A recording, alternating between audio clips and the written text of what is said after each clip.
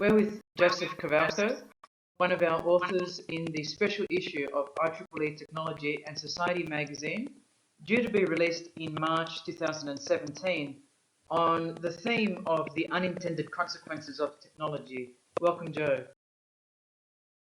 Hi, Katina. Thank you for inviting me. Well, we first met in person in IEEE Symposium of Technology and Society in Toronto in 2013, but we had some contact prior to that. And I think you introduced yourself to me as the man with two pacemakers, if that's right. Yes, Katina, we were talking about my latest nonfiction, The Techno-Human Shell, about medical technology verging on incorporating computers with the computational power of the famous Watson computer and internet-like communications directly into our anatomy.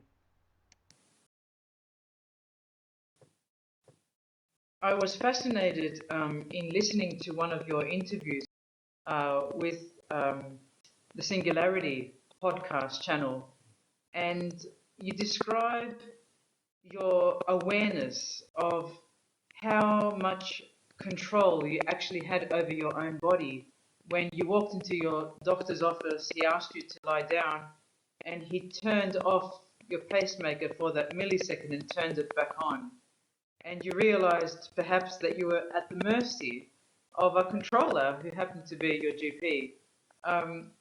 Can you tell us about that experience? Yeah, and it comes as a consequence of my obviously being an engineer and having worked on artificial intelligence, having been a programmer, designed computer architectures. Never occurred to me, that I myself would suddenly be the computer architecture that someone else was manipulating, that someone else was programming, and that essentially could control me not only for good therapeutic reasons, but there's also a certain social construct that goes into every program that's written, right? And that social construct comes from the programmer itself. In my case, where I have a pacemaker, it's all well and good and there's nothing nefarious going on and nothing that I might take issue with. But nonetheless, suddenly what occurred to me is, if I were to take this to another level, to the next step, what could we conceivably expect from any technology that's embedded in the human, body? Your background is really rich. Apart from being a recipient of a biomedical device, several devices, you're also an attorney, a patent lawyer. You're also an electrical engineer through qualifications, and you're an adjunct professor at Queen Impact University, your alumni. And you have seen the interplay of technology and law greatly. And tell us about your two most recent books. I'd written a nonfiction, The Techno-Human Shell, A Jump in the Evolutionary Gap, which essentially describes future technology of embedded devices embedded in the anatomy. Explains or describes in some detail what the kind of technology is that is here today and in the near future, okay, on the horizon. I didn't want to go out as perhaps Kurzweil does, 50 years. I only wanted to go out 10 or 15 years because I think it's more realistic, I guess, in terms of describing what we can expect. And so the first part of the book describes that. The second part of the book more gets into the sort of some legal social considerations. In other words, who will own such software that goes into the human body? Would you have to license it? Would you have to purchase downloads? Or would they be automatic? Would they come to you in the middle of the night while you're sleeping? So there are commercial implications with in-the-body technology. The third chapter focuses more along the lines of the philosophical implications of in-the-body technology. At what point does the widespread application of cyborg-assisted life change our attitudes about the notion of what human means? The era that is ahead of us, will influence culture, personal identity, autonomy, all of which we need international conversations about. The second book really is, we could skip over. It's a science and technology guidebook for lawyers. However, it did include a considerable chapter on embedded technology, as we're discussing here. And more recently, I have a novel that published, Death by Internet, which talks about the fact that we are technology. We are essentially a component in technology. Death by Internet is about a man who connects himself literally to the internet to determine whether or not the world is essentially compassionate or cruel. But we are the technology, very much like a resistor or capacitor, that we are a component of it, without which it doesn't work.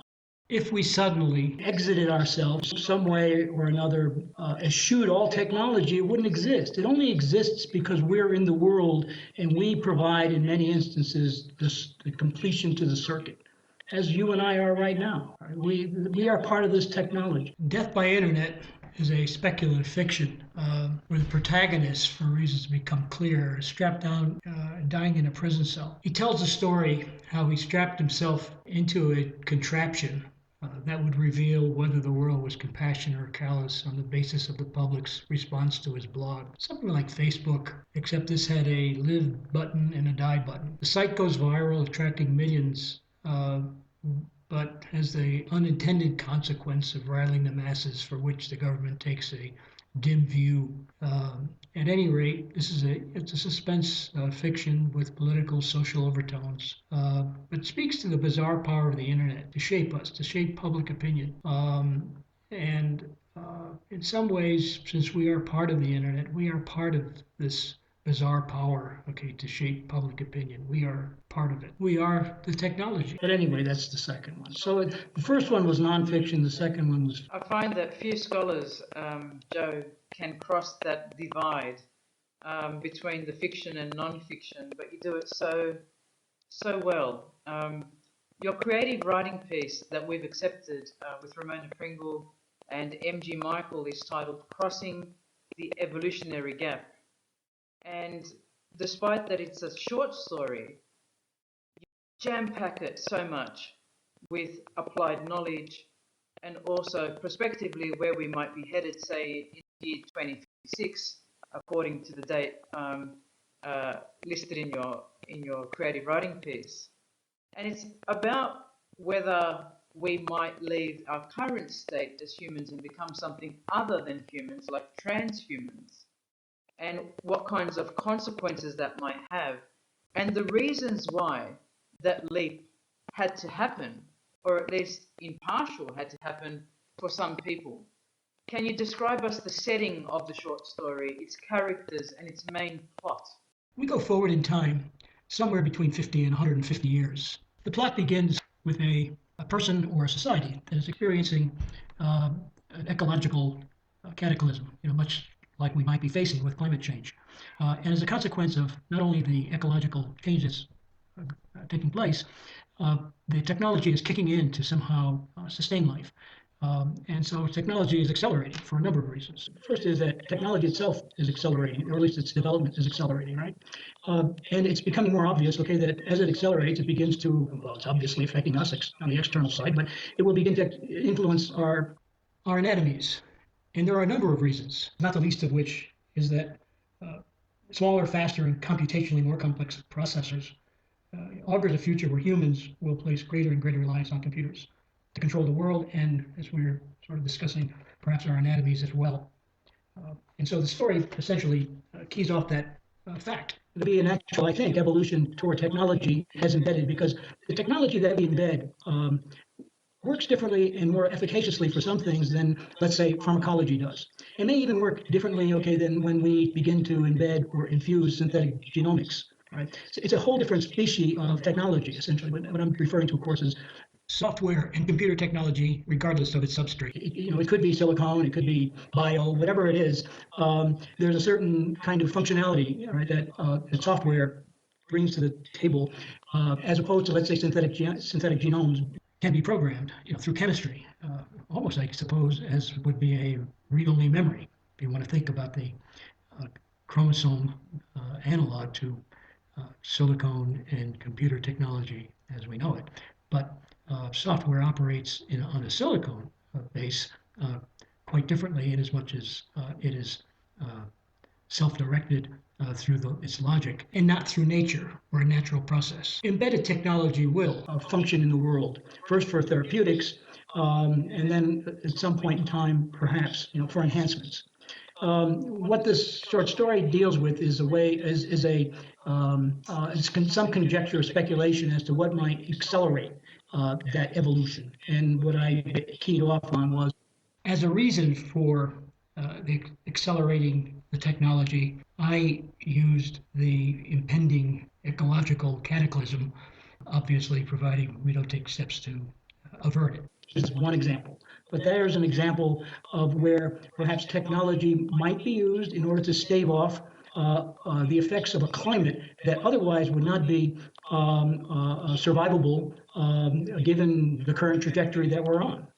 And so it would seem to me logical, right, that we might turn to some form of technology, for example, stimulators that might be integrated into the sympathetic nervous system to slow down the production of adrenaline, or channel the effects of arousal due to severe temperature changes, while perhaps increasing our sensitivity to temperature change, or damping our flight response, saving their lives on a planet which otherwise would be quite inhabitable or uninhabitable. Tell us about the characters in your short story.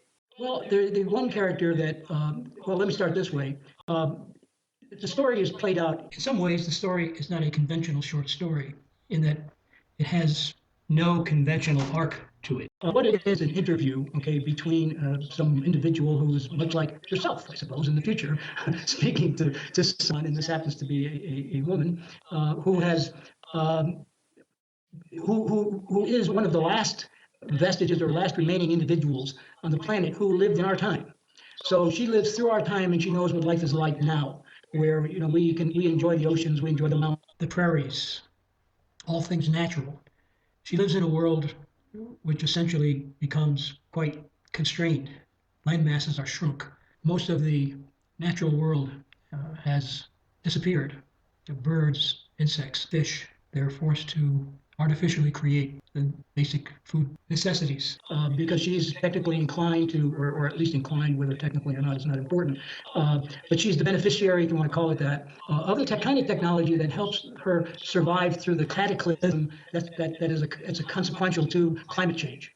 And so she's essentially telling her story to the interviewer and how it was before, what happened during the cataclysm, when basically there was a sort of a pre-transhuman kind of being of which she has a cyber functionality that concerns nearly every aspect of her life. Internal processors keep her organs going. They're coded for use with the brain circuitry and others to supply regularity of like a Swiss timepiece. There's other things that are installed in order to enhance her mental processes. So she has processors that provide enhancements that keep her as sharp as a tack. There's processors linked to her frontal lobes. There's processors linked to her parietal region. And all of these things, if you can imagine, are not only operating in and amongst themselves, but they're communicating to the outer world. In other words, there are direct connections to the what we would consider the cloud for her sustainability on embedded technology. And she reflects back on how much this cost her, not in dollars and cents, but in terms of the life that we have so come to love because we've been on the planet for 2.5 million years and it's so much a part of us. So that she's now separated from that universe. You and I are now run by many machines, essentially. And the people that now are being born, I suppose, in her time, in this latter time, they know nothing about what it was once. Now, from my standpoint, I enjoy where I am, and I'm not so sure that I would want to go back 20,000 years and find myself, foraging or hunting. And so maybe I wouldn't really think about having missed too much. So natural evolution, right, is a fact of nature. And if we now insert ourselves and accelerate that through technology, the beneficiaries, in quotes, um, will probably not look back fondly on a life where things were controlled or run in large measure by nature. So that's really fascinating. It reminds me of an episode of a UK drama titled The Black Mirror. And one of the episodes was titled The Entire History of You. And it had to do with a microchip implant that would be embedded and record everything that was going on in the life of an individual. So it would life log in video absolutely everything that someone saw. And in one scene, there's a conversation between about 10 millennials around the large table, and all of the millennials have a microchip implant except for one woman who's decided to remove the implant because she just finds it creepy. And she starts to describe amongst the others that, well, she's had to sacrifice a lot to keep the implant out, that she feels better about it. And other people comment, well, I couldn't really do that, that's just not me, I don't know how you're doing it. You're amazing, you're a hero, but you're also stupid for not doing what everyone else is doing and jumping on the bandwagon to have that alibi, that device that can record everything and do everything. And I guess with companies like Medtronics, Joe, which you may actually be a recipient of a Medtronics device, I gather you might be. They're Yeah. also now starting to advertise the potential through outlets like IEEE Spectrum, where they want one of those tiny devices in each one of us, they say. And so that's about a 6 billion person and soon to be 7 billion person potential to have a device that can record all the physiological characteristics, all the conditions that may occur leading to an illness or preempting a diagnosis. Do you think, if it's not ecological, if it's not about sustainability, that we might actually end up doing this as a response to healthcare? Absolutely. Um, we're going to, and we do see that embedded technology first takes form by way of helping us survive illnesses, uh, heart disease, diabetes, Parkinson's disease. Um, but we already have technology that we can infuse in the body either by swallowing it or by tacking it into our bodies to monitor our wellness. And this wellness will inevitably be transmitted through the internet, and there'll be a whole new regime in both preventative health care and patient care. There's something about our nature where we're tool makers, right? And we were tool makers from the very beginning, and so there's something within our own. It's not the genome, but it may be something. Maybe it's the way in which our minds were formed. That we are tool makers, and so that's why we invent things, right? And that's why we're constantly inventing things. Yes. My dog doesn't invent. Birds don't invent. They're basically doing what they did a million years ago or 500,000 years ago, but we do.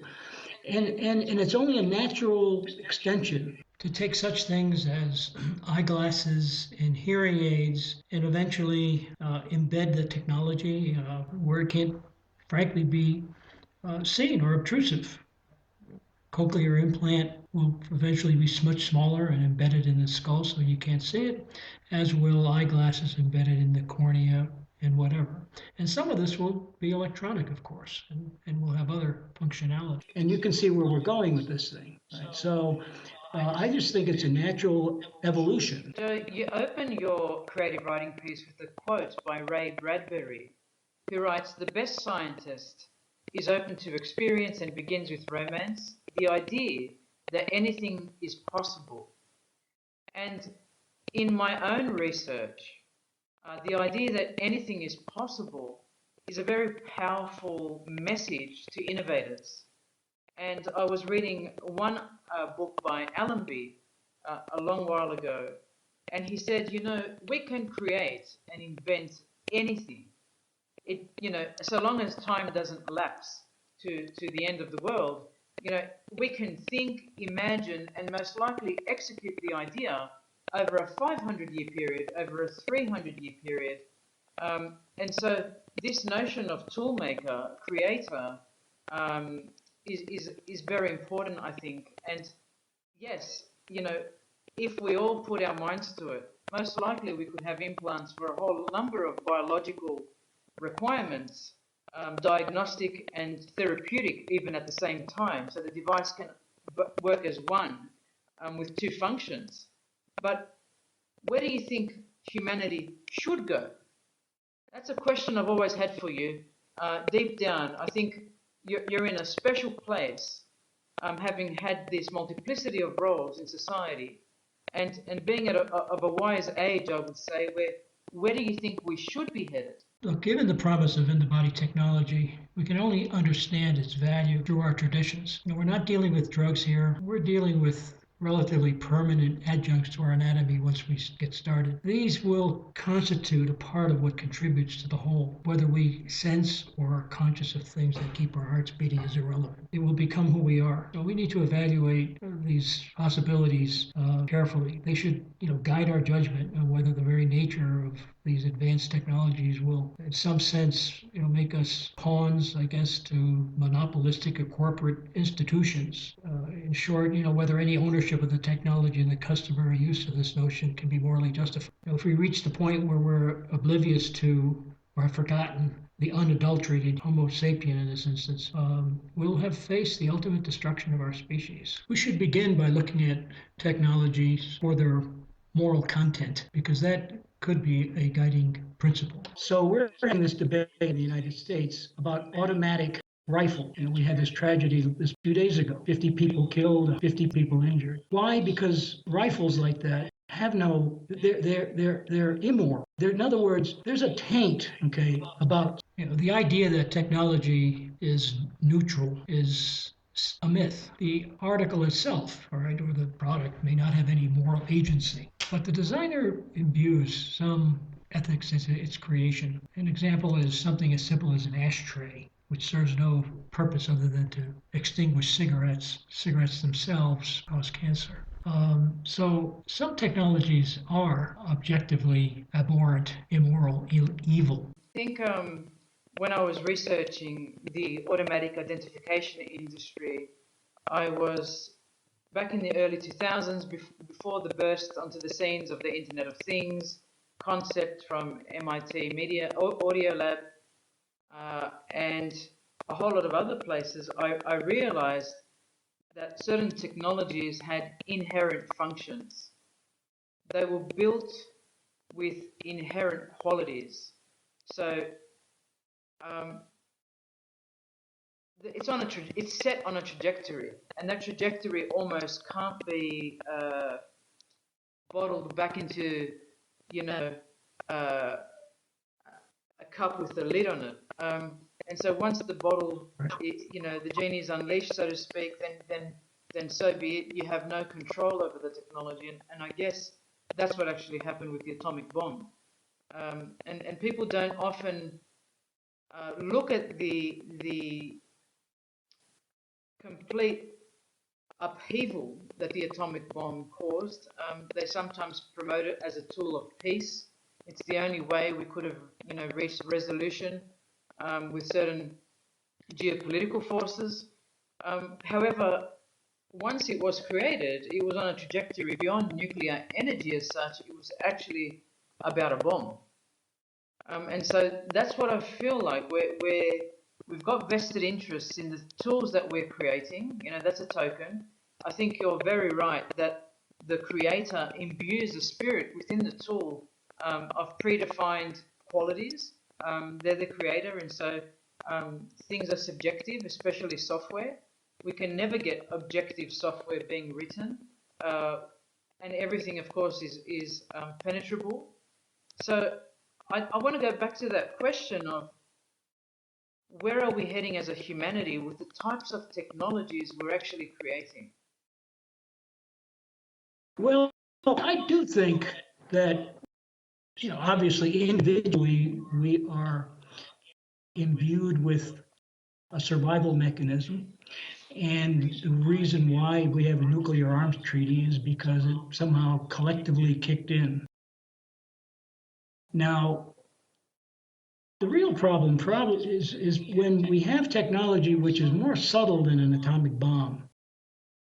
What we have is a failure on the part of policymakers, educators, the scientific and engineering community at large, um, to consider what direction we want technology to move into. And part of the problem is that we're not educating our young scientists and engineers uh, as to this idea that products can be inherently evil.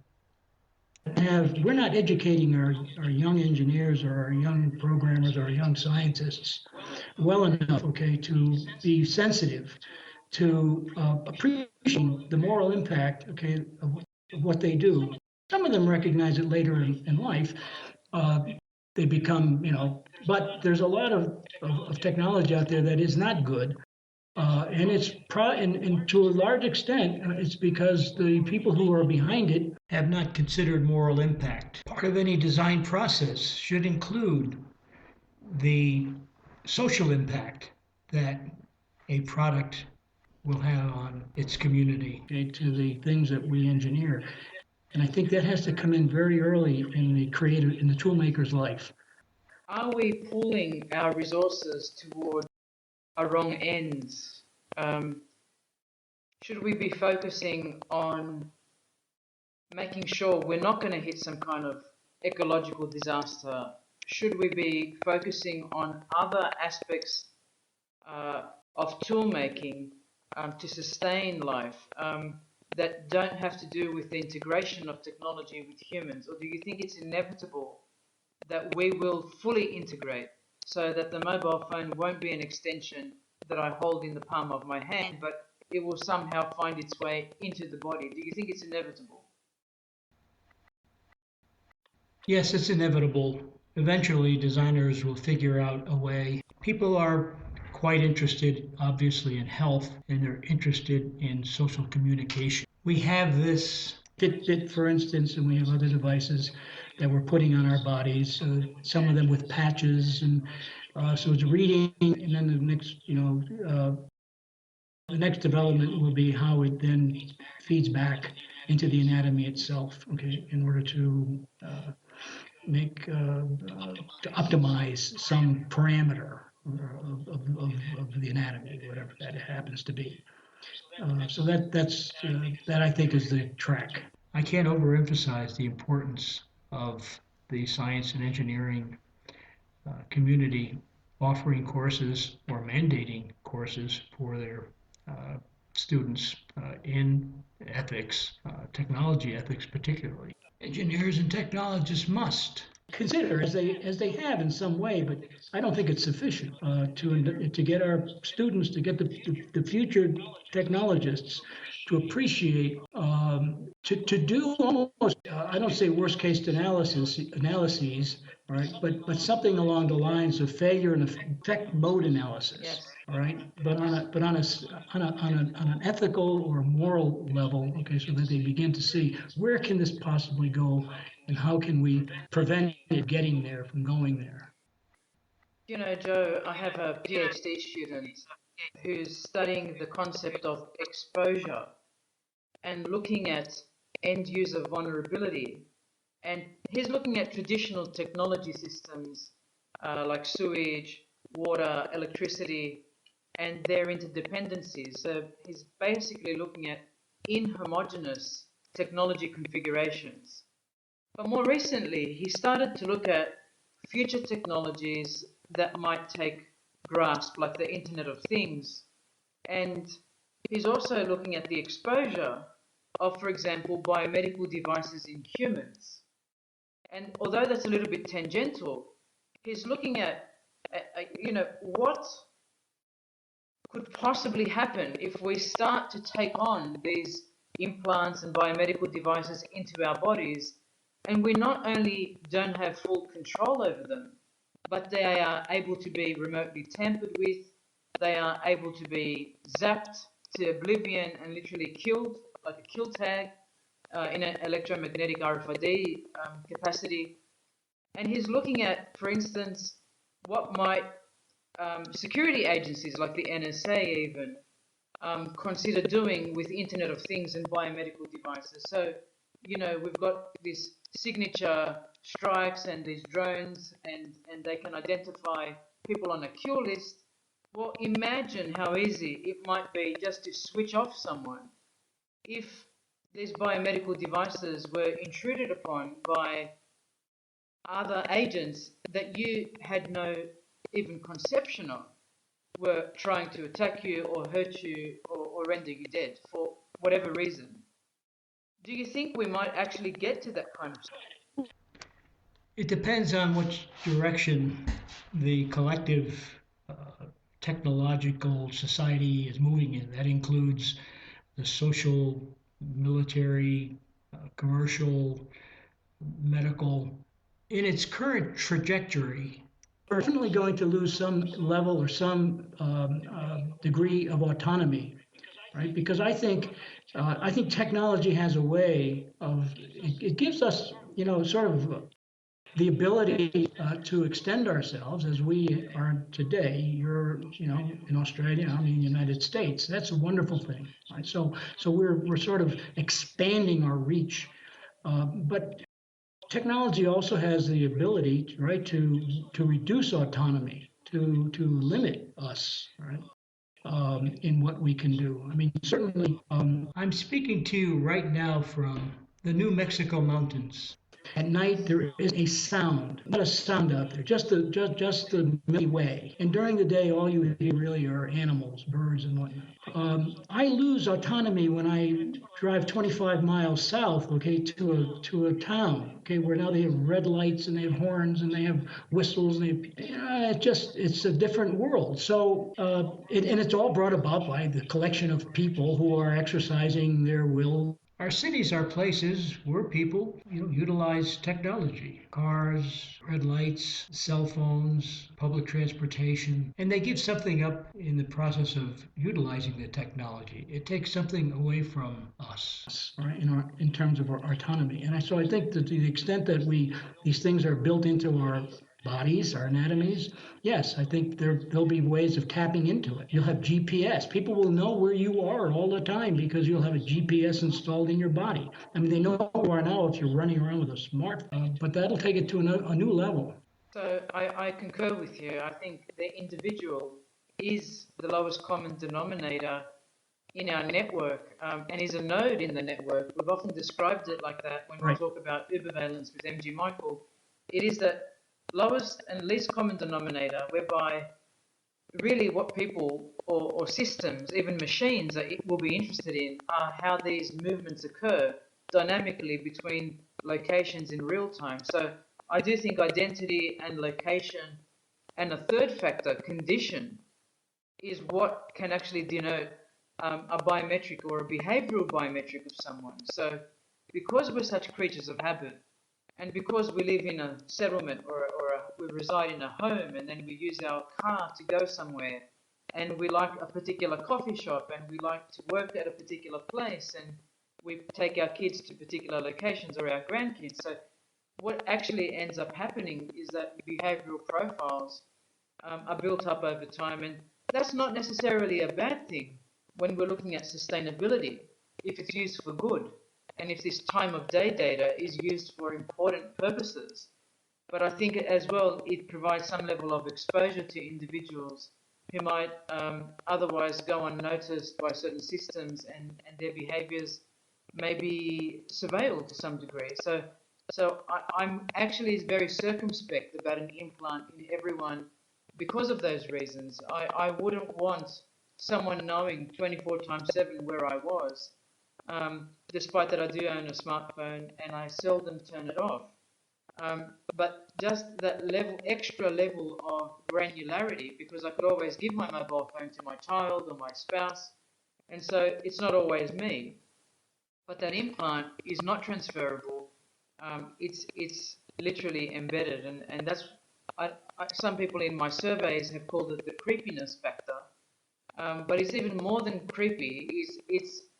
It's our privacy and it's our autonomy, and I think it comes down to our right to be autonomous. Exactly what you said. You know, the minute you walk out and go 25 miles south, you enter, you know, lights and traffic lights and sirens and whistles and cars, and you've lost your autonomy because there are rules you have to follow. So I'm very interested to keep reading your material, Joe.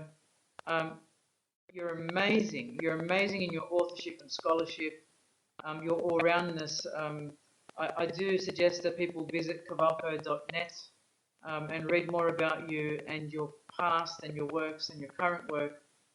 But thank you so much for your crossing the evolutionary gap, which I think will make lots and lots of our readers think. Do you have any final comments you wanted to share about the work or about anything we've spoken about today?